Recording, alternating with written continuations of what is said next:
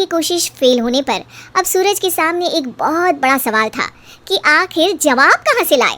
तब शिखा ने एक सजेशन दिया, क्यों ना सूरज अपने चचेरे भाई सुमित से मदद मांगे, जो कि यूपीएससी की तैयारी कर रहा था।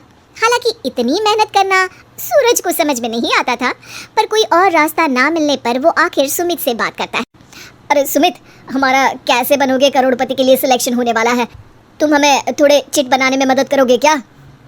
अरे भैया, चिट बनाए तो सालों हो गए, उसमें हमारा एक्सपर्टीज नहीं है, बल्कि आप बोलो तो हम आपकी पढ़ने में जरूर मदद कर सकते हैं।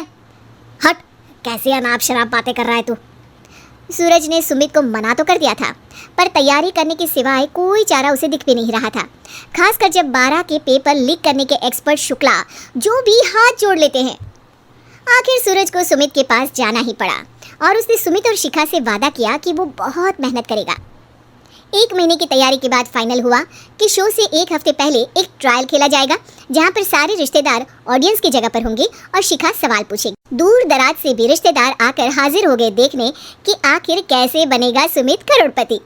सब कुछ सेट था और इतने में सूरज आकर अपना स्पीच देता है। ये 1 महीना मेरे लिए आसान नहीं था, पर अपने भाई सुमित और अपनी पत्नी शिखा की मदद से मैं इतनी दूर पहुंच पाया हूँ। मेरे मम्मी पापा के आशीर्वाद ने भी बहुत साथ दिया है मेरा। मैं उम्मीद करता हूँ कि आज के शो में आप लोगों को बहुत मजा आएगा।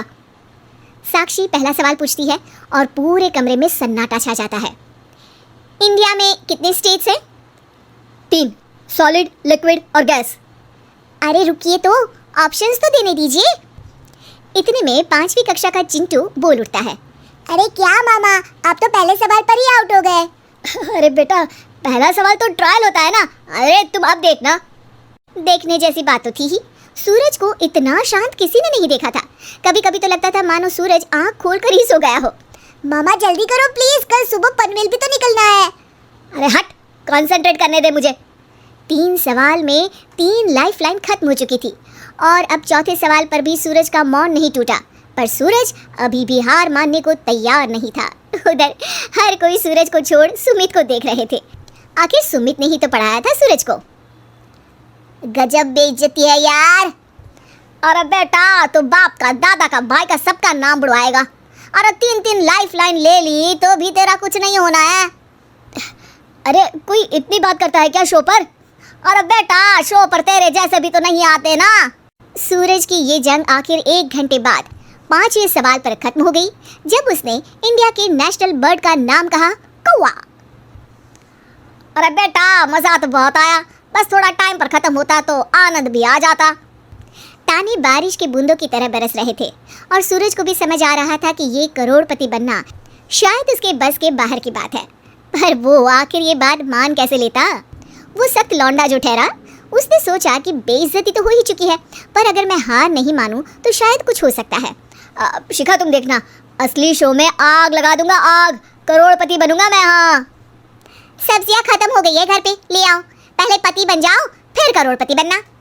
अरे गजब बेइज्जती है यार। बेटा, अभी तो घर पर ही हुई है, 1 हफ्ते में तो तुम देश के सामने करवा कर आओगे। वैसे जब टीवी पर जाओ ना, तो बस अपने मम्मी का ही नाम लेना, ठीक है? कोई पूछे तो बोलना कि पापा नहीं है मेरे। अरे पढ़ाई की, पेपर निकलवाए, इतने सारे लोगों को खाना खिलवाया, क्या फ़र्क पड़ा?